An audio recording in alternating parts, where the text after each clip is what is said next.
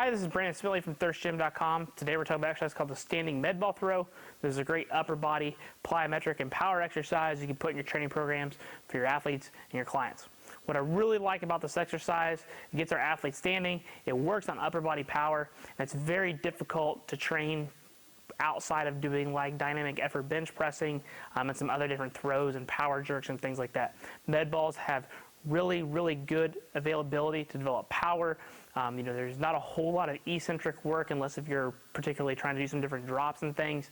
But throwing this at a wall like I'm going to today is a great way to develop some upper body power and really get your athletes moving, strong, but also trying to keep them injury safe and not break them very sore. So the main thing I'll say about this is the weight of the ball is not that important. We need a little bit of weight behind us, but we don't need a ball that's super heavy.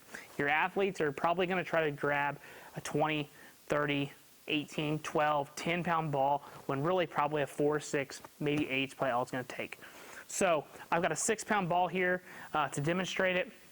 And you're going to want some kind of wall. You could probably do this with a partner, but you're not going to be able to have the rhythmic ability of the exercise that you would with like a wall. So that would be like a last resort, but if you got some kind of wall you can throw against, you're going to be good to go.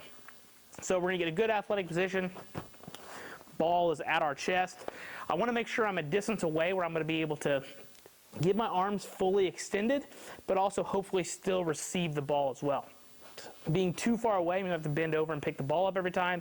But if I'm too close, I'm not going to get full extension of my arm, and I even have the potential of maybe even jamming a finger on the ball. So I want to make sure there's a decent amount of distance, but that's comfortable distance.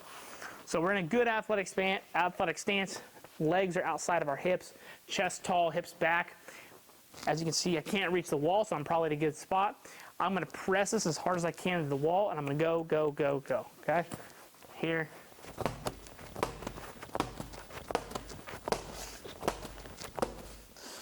Okay, so there was a good couple rhythmic reps. As you can see, it's kind of moving, going.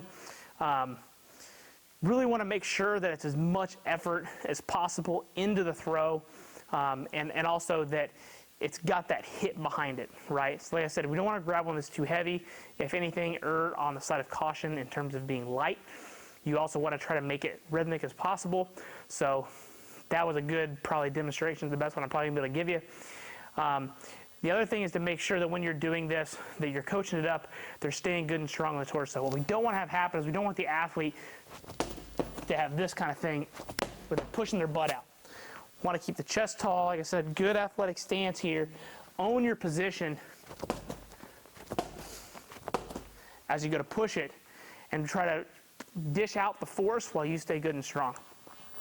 When we program these, we definitely like to keep these around the 25 reps or so for the total session. Somebody that's new, we're going to kind of phase them in, and once we get them phased in, we kind of stay between the 20 and 30 range, depending upon the time of year and what our goals are. So what I really like personally is sets of 5 to 6, and then we just crank the sets as needed. Starts them off with like 3 sets of 6, then we move them to 4x5, 4x6, 5x5. There's our 25 reps right there. And then if we need to push it, we can do 6x5, 6x6, things like that if we want to try to crank the reps up a little bit, depending upon the time of year. It's also great time to be able to superset things like your shoulder prehab. You could pair it with a plyo push-up. You could definitely add in some kind of mobility, extra rotation stuff if you're working with your baseball players. Maximize your downtime between your power, because if you don't give your athletes something to do with their downtime, they're not going to take the rest they need. Now, as you can tell, I'm still kind of winded from just doing basically 2 sets of 5. That's how it should be if you're putting in good maximal effort and really trying to put that ball through the wall. And when it comes to coaching it, that's one thing that you really want to emphasize, is that it needs to be all-out power. Try to break the bed ball, try to break the wall, get as much oomph behind that while you can to benefit from the exercise. So if you have any questions, feel free in the comment section. Thanks. Have a great day.